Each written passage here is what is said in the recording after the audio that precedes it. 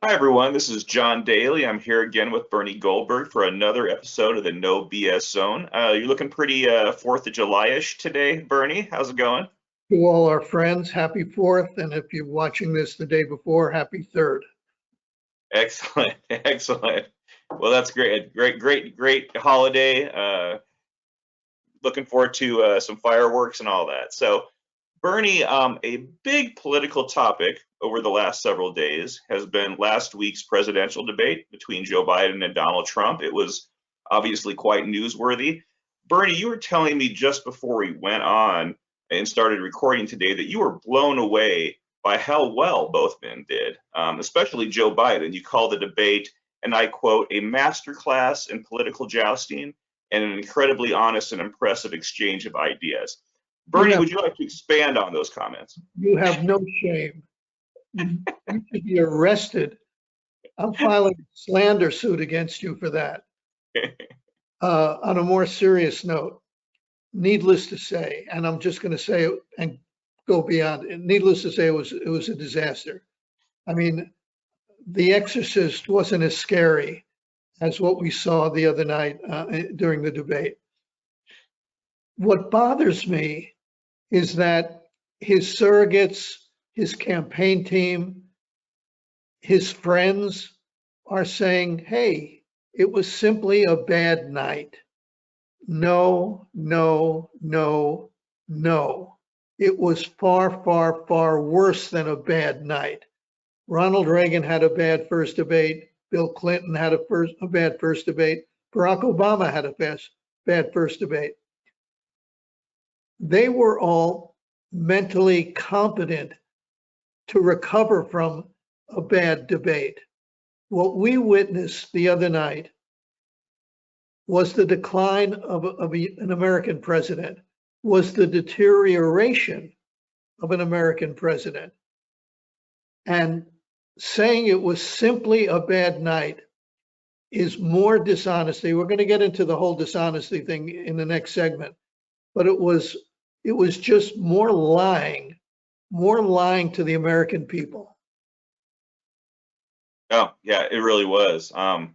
Like you said, it was an absolute disaster for Joe Biden and the campaign. I remember 4 years ago during the last presidential election, how Trump used to say of Biden, he said it a lot, he doesn't know he's alive. And it was silly back then. Last Thursday night, I suspect a lot of viewers, as they were watching, were thinking something along those same lines. Biden proved to everyone who was worried about his mental fitness, and a lot of people were. A lot of people were very suspicious.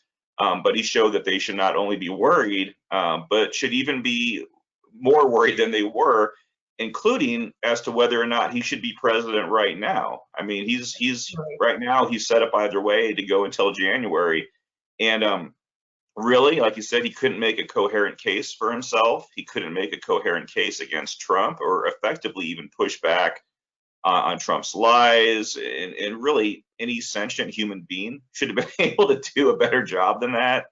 And again, for Trump, all he had to do was not act too insane in order to win it, and he won it.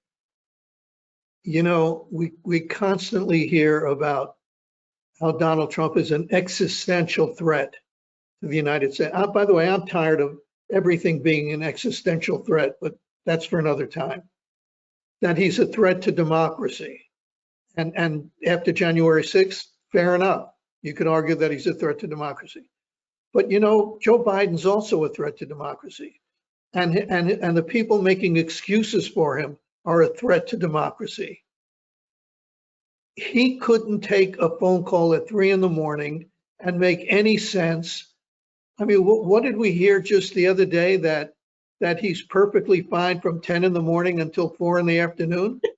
Who the hell says that? I Yeah, mean, hopefully there's not a national crisis that happens on his off hours, because then what happens? I'll tell you what happens. Then we're all screwed, all of Right. us. I mean, the idea that a phone call could come in the middle of the night and he'd start blabbering like he did in the debate. That's a threat to democracy. I agree. And Bernie, you sort of touched on this earlier, but Democrats and members of the media have been saying for quite some time that behind closed doors, Biden's as sharp as a tack, and that the young White House staffers can't even come up, can't even keep up with him because he's moving so quickly, thinking That, so that quickly. infuriates me, just infuriates me. I've got a Yeah, column coming out on Monday that'll go live on the website on Monday. And there's a line in it. I'll give away my best line of the column. There's a line in it that says that the people that want us to believe that behind closed doors, he's sharp as a tack with the proverbial tack. I say they wanted us to believe that he was so sharp that he could teach a master's class in quantum physics while on a break from solving quadratic equations. What I left out, because I didn't want to go too far over the line, was that, and he was doing it while standing on his freaking head. I mean, that's what's infuriating, that they're trying to tell us, oh, no, you don't understand. You voters, you don't get it. We know him. We've seen him behind closed doors. He is frighteningly sharp, No, it's another lie. They're lying to the American people over and over and over again, and it's infuriating. it is. It is. It was interesting. I saw just the other day, I guess it'll be 2 days from when this airs, but Carl Bernstein, he was on, I don't know if it was Yes. MSNBC, but he was talking and he kind of made a comment how he's hearing all of these, like at least a dozen examples of similar, Biden conduct, I don't know, conduct, but similar aloofness, I guess, as to what we saw in the debate over the past year. He said going back to June of Over the last. past year, over the past year. Yeah. And I don't know if Bernstein, I didn't quite watch all of that interview. I don't know if he knew that going back a year or if he just now heard about that. Either way, it's been happening for the last year, and people have obviously known about it and they've been lying about it. You know who else knew about it besides his campaign team, besides his friends in the Democratic Party? Well, his political friends in the Democratic Party? The media. The Hmm. media, the media has been serving as Joe Biden's Praetorian Guard. They have been protecting him. And when the Wall Street Journal, not the editorial page, the news page of the Wall Street Journal, which is an absolutely down the middle newspaper when it comes to news coverage, a month ago, early June, they ran a story that quoted over 40 sources saying basically what we saw the other night, that he can't articulate his position, that he loses his place, his mental place. And what happened? The White House, the surrogates, they attacked the Wall Street Journal saying that it was a political attack because they quoted more GOP sources than Democratic sources, and the Democrats just passed it all along. I'm sorry, and the media passed it all along. Journalists, this is another thing that's infuriating. Journalists have showed more curiosity, more interest in the phony Donald Trump is a mole working for the Kremlin fake news story than they did about this. They should have seen this. They're close to him, and yet they didn't report it. They either knew about it and covered it up, but even if they didn't know about it, John, even if they didn't know about it, they weren't curious enough to look into it. And after the Wall Street Journal broke the story about over 40 sources saying that he's not all there, they could have used that as a jumping off point to look into it, but they didn't. They attacked the Wall Street Journal. There are people with a lot of dirt on their hands right now, a lot of dirt on their hands. You could almost understand and not excuse, but understand the political part of it. His campaign team isn't going to go out and say, hey, the guy's lost his marbles, don't vote for him. You can understand why they wouldn't say that. But the media, and every time you criticize the media and say we don't have confidence in the media, they turn around and circle the wagons and say, If you think we're biased, that only proves one thing. It proves that you're biased. Well, what little credibility they have, they're constantly finding ways to blow it. And this is the latest example. One person I feel particularly, I don't know, bad's the word, but Dean Phillips, who was running for president and was trying to primary Joe Biden, shouting from the rafters, "This is a problem. This is a problem." I think he was doing, and I wrote this at the time, I think he was doing a very patriotic thing by recognizing this problem, not shutting up about it, having the courage to speak out. And yeah, his campaign went nowhere. That poor guy. And not only went nowhere, it wasn't even allowed on the ballot in certain states because the Democratic National Committee, or whatever the hell it's called, made sure that Biden ran unopposed. There, you know what? If God forbid something bad happens between now and election day, and I don't think that's out of the question, by the way, all the people who knew, all the people who said privately, this guy isn't all there, but we got to make sure the public doesn't know about it. You know, God forbid the American people know what's going on. They're going to have, forgive the dramatic statement here, but they're going to have blood on their hands if something terrible happens, because they should have gone to him and said, Mr. President, you have to step down. I know we're going to get into that in another segment also, but Yep. they just covered for him. The White House covered for him. The surrogates covered for him. Prominent Democrats covered for him. And worst of all, the media covered for him. True, true. And so I guess the big question now, we kind of alluding to this, where do things go from here? I know right after the debate, I was watching the CNN panel, and you probably were as well. Everybody was sort of in unison, you know, just shocked about what they saw. Chris Wallace said straight out that Joe Biden had sunk his campaign that night, and I think he was right. And even though, as of now, as of the time we're recording this, Biden and his team are still insisting, you know, he's in it to win it. We're getting reports about the First Lady and Hunter Biden encouraging him to keep running, which shouldn't be surprising in a way because, you know, Hunter Biden has been cashing in off of his dad's political legacy for a long time. I don't think he's the best advisor right now.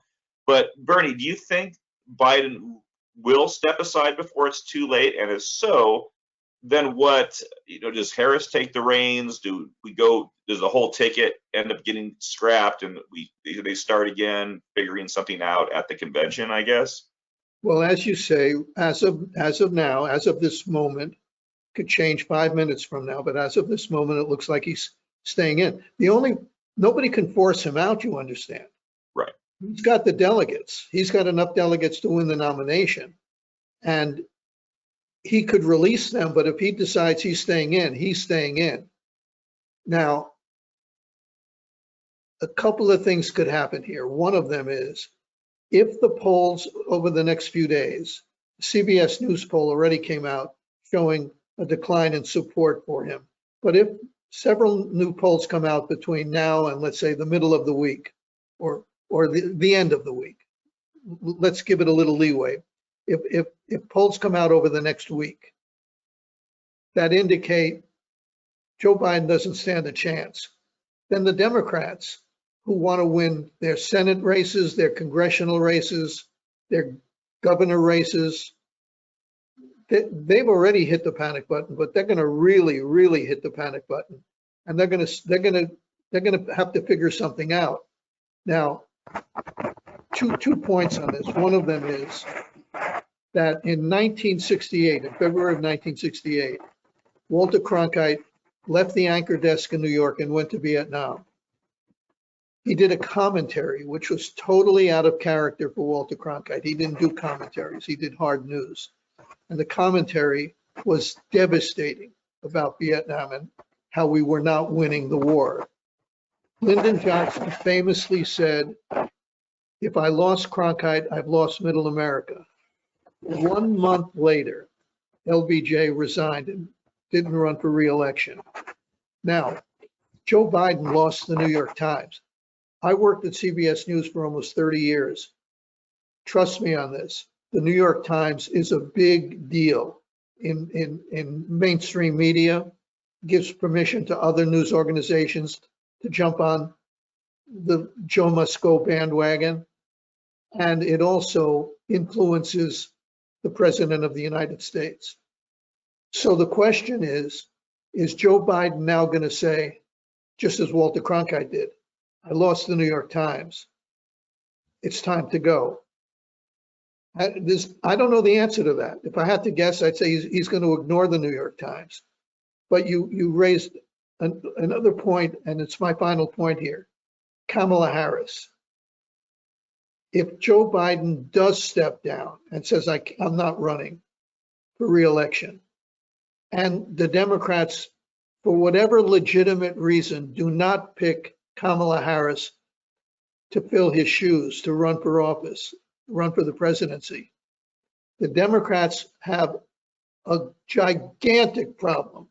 You're going to hear cries of racism, of sexism. You're going to hear all the stuff that Democrats usually say about Republicans, but it's going to be the woke faction of the Democratic Party, the progressive wing of the Democratic Party, that's going to be calling these names to their fellow Democrats. So if he stays in, they got a problem. If he drops out, they're going to have a problem, especially if they don't pick Kamala Harris. And sadly, all of this could have been avoided. I think if Biden had decided after the Democrats came off those big victories in the 2022 midterms, if he decided at that point, I could get him maybe not wanting to announce he was going to step down before that. But after that, that would have been a perfect opportunity to say, I'm going to be handing this off to the next generation. My party's going to have a fresh primary. You're all going to get to decide in the party, what's going to happen. All this would have been avoided. And it's, right now, I mean, it is such, so for the past several years now, the Democratic Party has rightly, in my view, slammed the Republican Party for their lack of courage. So many people in the GOP, they know Trump's not fit for office. They know he should have been out of politics after what happened on January 6th. But they've been too scared. They've been looking out for their own jobs. They're afraid of losing their constituencies, their audience, and the Democrats have been hitting them over the head. Now we're seeing exactly the same thing. Democrats are being courageous here. They've been telling us, like you said, existential threat with Donald Trump. I don't really like that phrasing, but I think there is a very strong argument to be made that Donald Trump is a threat to the constitutional order of our country. And I think most of these people, when they say that, they believe that. But they're worried about politics. They don't want to come out and put maximum pressure on Joe Biden to step down, and they should be. And that's cowardice as well. I once wrote that profiles in courage, understandably, are hard to come by, but profiles in cowardice are a dime a dozen. And what we're witnessing here is, let me put it this way, never underestimate the power of a politician's ego. And what we're witnessing here, in particular with Joe Biden, is massive selfishness. He is being selfish. He's not doing the Democratic Party any good. He's certainly not doing, and this is the most important, he's not doing the United States of America, the country he is supposed to honorably serve. He's not doing the country any good. And you know what, John? He's not doing himself any good. No. I mean, his legacy could have gone down very strong if he had stepped out earlier. It could still be salvaged. If he were to say right now, for my country, I'm going to step down. You're right. However he wants to say it, that could be he could go down with a positive legacy. When he's got lots of problems still, but yeah, I think that would be an act that would really reflect on him well. Bernie, I did want to ask you, and I didn't bring this up beforehand, as a sort of a final topic. I'm curious, and this doesn't have to do with Biden or Trump as much, how you think the CNN moderators did. The reason I ask is that we had a couple of subscribers who felt absolutely scandalized by what both of us said in the previous episode about how we predicted that the moderators would be fair. Were they fair, Bernie, in your view? Yeah, they were. They were. What I didn't like, and it's not the moderator's fault, it was the fault of the format. They would ask a legitimate question. The candidates would answer something totally different or not answer the question at all. And then the moderators would go on to the next question. Right. It just felt like, did you just hear, Jake, Dana, did you just hear what everybody else heard? You asked a question about topic A and they answered something about topic Z, if they answered anything at all. It was not a good look, but I don't blame the moderators for that. And you talked about a second ago, you talked about legacy. His legacy could have been one of courageous and helping America and doing the right thing. You know what his legacy is going to be now if Donald Trump beats him? That's going to be his legacy. Yeah. That's going to be his legacy. That Joe Biden lost to Donald Trump and it didn't have to happen. And all the people who covered for him, you're going to see rats jumping off the sinking ship. The people who covered for him, who pretended that he was, he could do the Rubik's Cube blindfolded behind closed doors, all those people are going to say, if he had dropped out, he just dropped out, Donald Trump wouldn't be the president. And too bad Joe didn't do the right thing. Well, the hell with all of them, because they've been covering for him for arguably for more than 2 years, but let's just say even just a year, they've been covering for him. That's what Carl Bernstein said. For a year, people close to him have said, well, this guy's not playing with all 52 cards.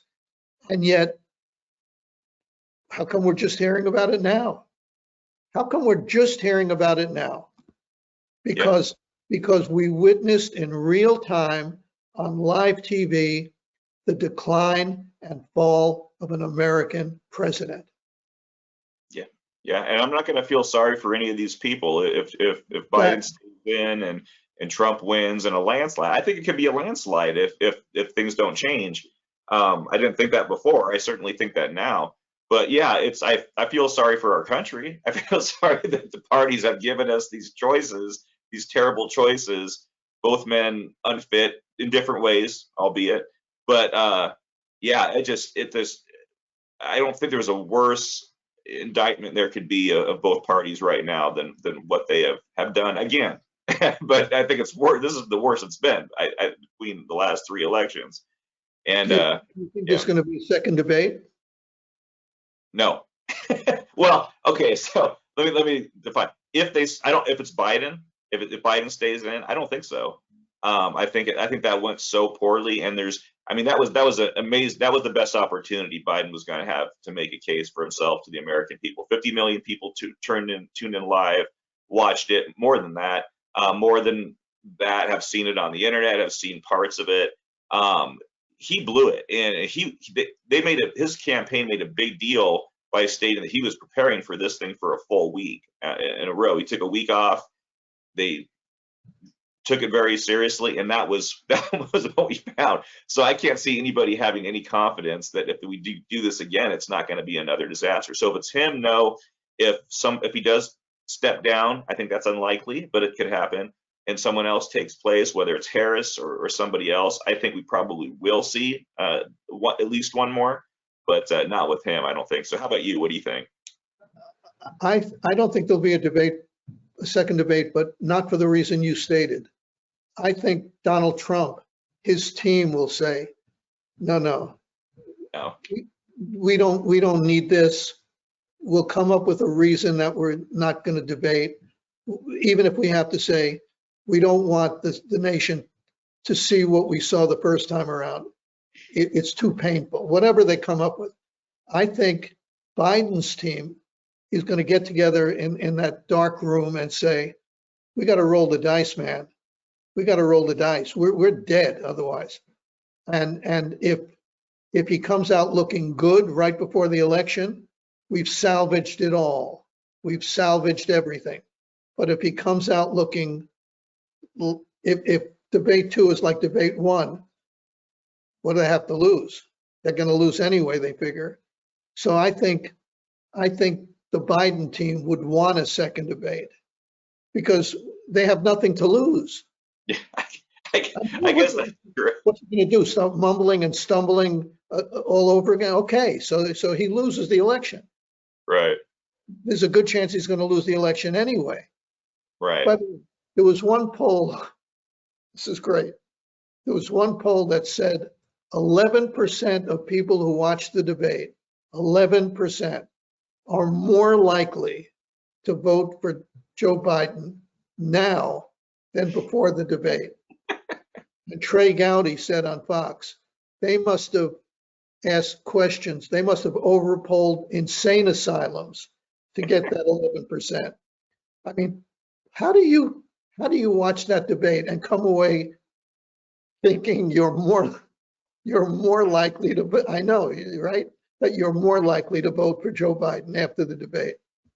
What I'm curious about, and I know this episode's running a little long, we won't keep it much longer, everybody, but I remember after the debate, they showed Biden leaving with the first lady and going somewhere else in the room, and he seemed to be pretty confident about how he did.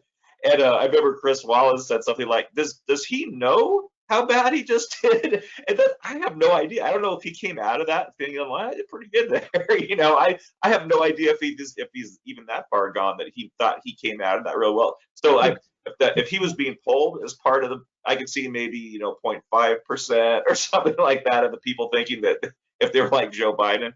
But yeah, I don't know who could honestly say that he came out of that looking stronger than he was going in. It's just crazy. Final thought. I don't think Biden supporters who saw what we all saw are going to say, I'm going to vote for Donald Trump. That's not going to happen. Right. But if they sit home, and I think those who said, I can't do this, I cannot support this man any longer, if they sit home, that's tantamount to a vote for Donald Trump. Yeah, no, that's true. And it was a very close race last time. Biden was much stronger back then. So yeah, I think some serious trouble is ahead if Biden stays. It's going to be challenging even if he goes, but I think the Democrats would be in a better position. So let's go ahead and wrap it up there, Bernie, unless you wanted to throw in anything else. I just want to say happy 4th to everybody. Thanks for joining us in this no BS zone and everything else that we're doing. And tell your friends, but enjoy the 4th. We deserve a break from that debate. That's right. And we deserve your hat, Bernie. I think it's going to go viral when this video goes out on the internet. Great. If it does, I know who's going to put it out there on the internet. Oh, I'll be splashing it all over the place, Bernie. So, all right. Thank you, Bernie. Thank you, everyone, for tuning in. Have a happy 4th of July.